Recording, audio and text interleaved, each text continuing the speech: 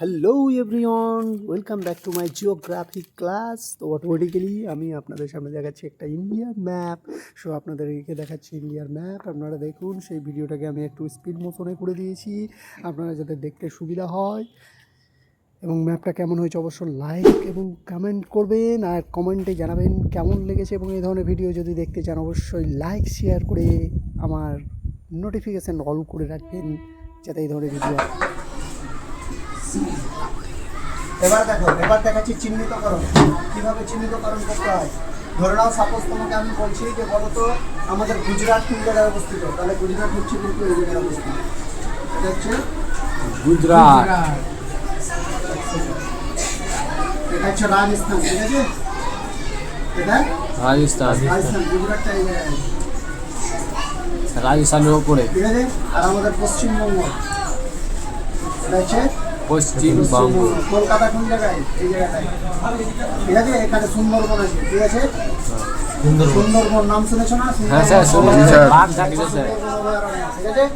এবার নেপাল কোন জায়গায় অবস্থিত? এই যে নেপাল এবং ভুটান, ঠিক আছে? নেপাল। আচ্ছা, আমরা কি জানি যে ভারত পৃথিবীর সর্বোচ্চ সিংহের নাম কি? মাউন্ট এভারেস্ট কোথায় অবস্থিত? নেপাল। পৃথিবীর সর্বোচ্চ সিংহ যেটার নাম হচ্ছে মাউন্ট এভারেস্ট, সেটা হচ্ছে আমাদের এই নেপালে অবস্থিত, ঠিক আছে? এবারে আমরা জানবো, ধরলাম তোমাকে কোনো জায়গায় চিহ্নিতকরণ করতে বলছে যে বলো তো গঙ্গা নদীটা কোথায়, তাহলে গঙ্গা নদী এদিক দিয়ে বলছে এই যে বঙ্গোপসাগর, এটা হচ্ছে কিন্তু বঙ্গোপসাগর। কোন সাগর? বঙ্গোপসাগর, ঠিক আছে? হ্যাঁ, এটা হচ্ছে বঙ্গোপসাগর, দ্যাট ইজ বঙ্গোপসাগর। আর এটা হচ্ছে তোমার হচ্ছে কি আরব সাগর। কোন সাগর? আরব সাগর। সাগর। তাহলে দেখো এখানে অ্যারাবিয়ান সি, আর এটা হচ্ছে বঙ্গোপসাগর। তাহলে দেখো আরবিয়ান সি সবসময় লেফটে থাকে, লেফটে, ঠিক আছে? তাহলে এটা হচ্ছে পূর্ব। আমরা জানি ম্যাপের ডান দিকটা হয় কি পূর্ব, বাম দিকটা হয় কি পশ্চিম, উত্তর হয় উপরের দিকটা এবং দক্ষিণ হয় নিচের দিকটা। তাহলে এবার দেখো পুরো ম্যাপটা কিন্তু ক্লিয়ার করছি। এখানে হচ্ছে উত্তর দিক, তাহলে উত্তর দিক, এটা হচ্ছে দক্ষিণ দিক, এটা ডান দিকে পূর্ব দিক এবং বাম দিকে পশ্চিম দিক। ইন্ডিয়ান ম্যাপে সবসময় ডান দিকে বঙ্গোপসাগর, অর্থাৎ পূর্ব দিকে বঙ্গোপসাগর, কিন্তু বাম দিকে যখন দেখতে আসবে তখন বাম দিকে রয়েছে কি আরব সাগর। তাহলে বাম দিকে অর্থাৎ পশ্চিম দিকে, আমরা জানি আরব কোন দিকে অবস্থিত? আমাদের দেশে পশ্চিম দিকে অবস্থিত। তাই জন্য দেখো ম্যাপের ঠিক পশ্চিম দিকে আরব সাগর পড়ছে, ঠিক আছে? তাহলে এবার ক্লিয়ার করে দিতে হবে। এই যে শ্রীলঙ্কা দেখছো, শ্রীলঙ্কাটা সবসময় মনে রাখবা যে ভারতের দক্ষিণ দিকে অবস্থিত, কারণ সেটা নিচের দিকে আছে, তাহলে দক্ষিণ দিকে অবস্থান করে। এবার এখানে ক্লিয়ার হয়ে গেল। আচ্ছা, নেপাল ভুটান কোন দিকে অবস্থিত? আমাদের পশ্চিমবঙ্গের কোন দিকে? উত্তর দিকে। তাহলে উত্তর দিকে চলে যাও। এই দেখো, এটা হচ্ছে পশ্চিমবঙ্গ, এর উত্তরে, তাহলে নেপাল আছে, ভুটান আছে, ঠিক আছে? মাউন্ট এভারেস্ট কোথায় আছে? নেপালে অবস্থান করছে। তাহলে এটা ক্লিয়ার হয়ে গেল। এবার দেখো আমাদের এই পশ্চিমবাংলা এটা হচ্ছে পশ্চিমবঙ্গ পুরো একটা রাজ্য, তাই কি না?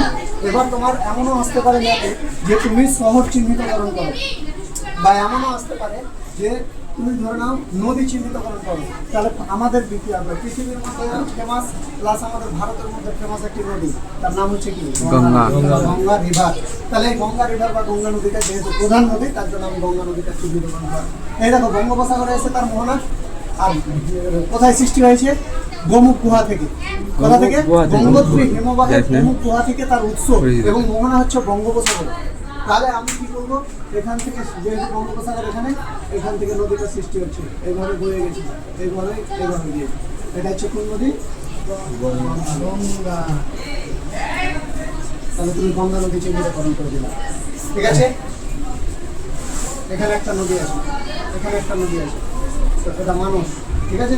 এইভাবে কতগুলি নদী আছে তোমাকে ম্যাপে আসতে পারে, তুমি নদী চিহ্নিতকরণ করো, তখন তুমি নদী চিহ্নিতকরণ করবে। তোমার এমনও আসতে পারে তুমি রাজ্য চিহ্নিতকরণ করো, তখন রাজ্যগুলো চিহ্নিতকরণ করবে। এমনও আসতে পারে তুমি শহরগুলো চিহ্নিতকরণ করো, তখন তুমি শহরগুলোকে চিহ্নিতকরণ করো।